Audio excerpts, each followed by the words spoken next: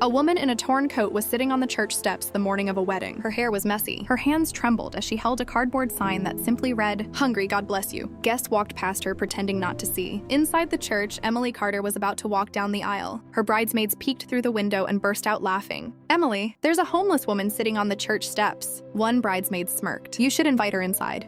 "Imagine the wedding photos," the girls laughed. But Emily didn't. Something about the woman felt familiar. Emily lifted her wedding dress and walked outside. The bridesmaids whispered behind her. "What is she doing?" Emily slowly walked up to the homeless woman, then did something that shocked everyone. She knelt down in her white wedding dress. "Ma'am," she said gently, "you don't have to sit out here today. If you want, you can come inside and watch the ceremony." The woman stared at her in disbelief.